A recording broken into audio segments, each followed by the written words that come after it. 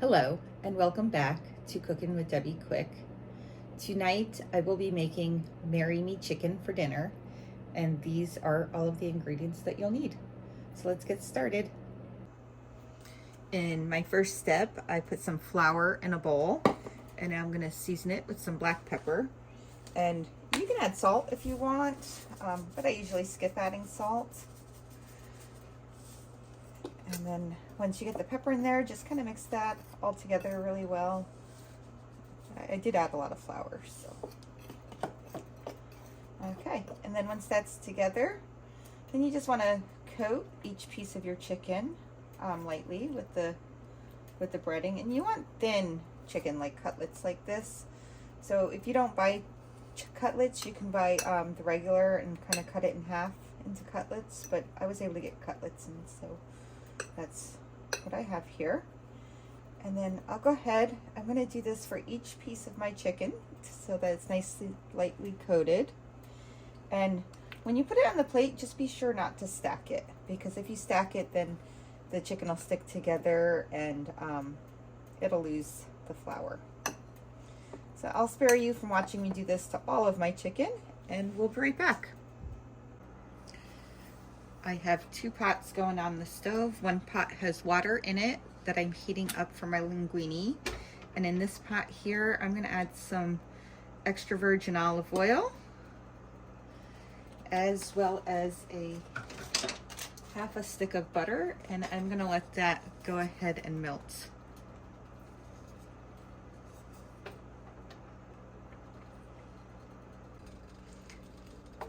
Now that my butter and my oil is all heated up and mixed together, I'm gonna go ahead and add in my chicken.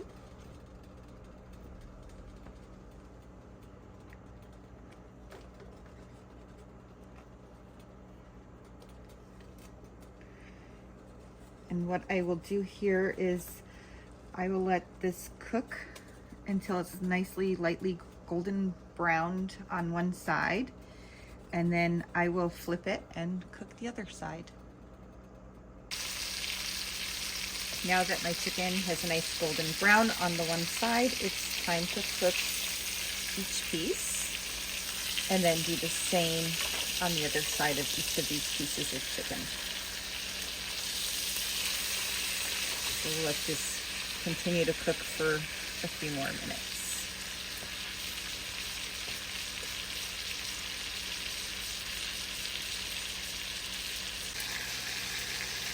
Now that my water has come to a boil, it's time to add my pasta, and I'm making linguine, and I'm only cooking enough for one. So that right there is the perfect serving size for one person. Now keep in mind that you could either make pasta, mashed potatoes, or even rice with this dish, but I've chosen to go with linguine. And I like mine cooked al dente, and according to the box, it takes 10 minutes to cook it al dente. So I will start the timer.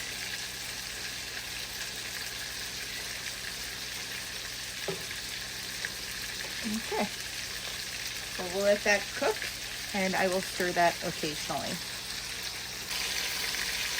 My chicken is now browned on both sides, so I am gonna remove it from the pot and set it on a plate.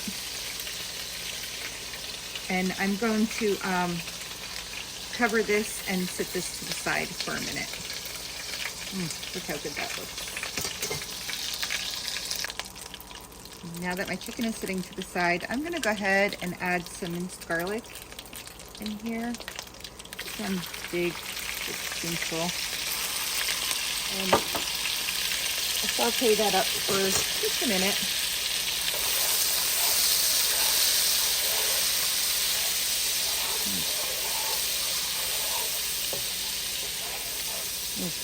That just smells so good.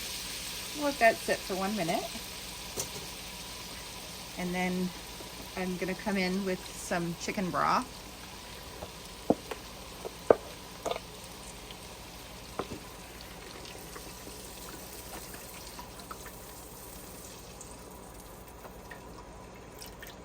And I did not measure that. I am cooking from the heart. Now that I've added my chicken broth, I'm going to season this up a little bit. I have some black pepper. And I have some thyme.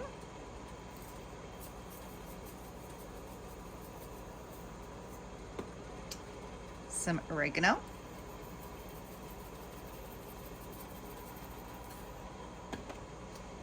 And some chili powder.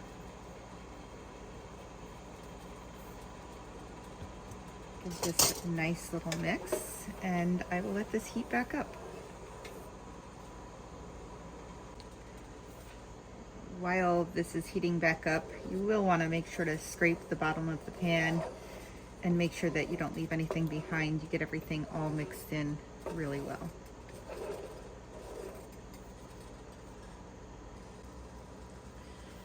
Now that this is heated up, it is time to come in with some heavy whipping cream.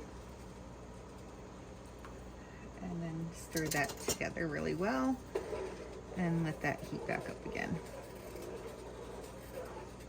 And I think I'm gonna add just a little bit more. Okay. So that's perfect. So just mix that occasionally and let it heat back up. Now that my sauce has heated back up, it's time to come in with some Parmesan cheese. That might be a little bit more than I meant to, but it's all good. And stir this in and let this simmer for roughly a minute.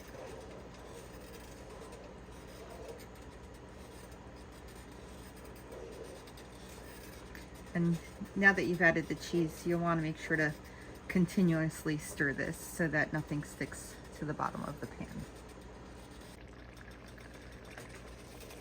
While my sauce was heating up, my timer went off for my linguine, so I did strain that, and I have that sitting in a colander. Now I'm gonna go ahead and add in my sun-dried tomatoes, and I did drain these. I put them in a separate little cup because I drained them. And I'm gonna go ahead and give this a nice little mix to really get those in there. That looks really good. And you can see that the color of the sun-dried tomatoes is changing the color of the sauce a little bit.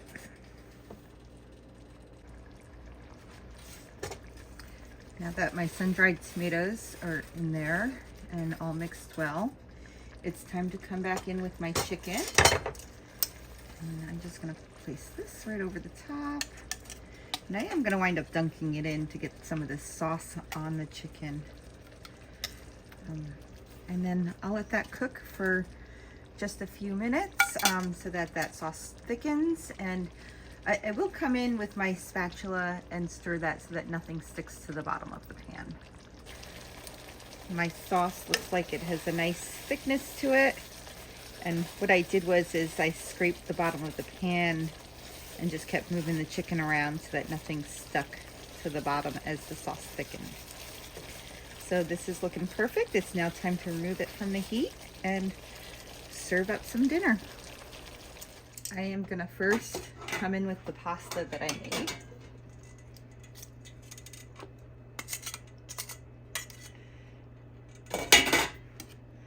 Just to get that into a nice little pile on my plate.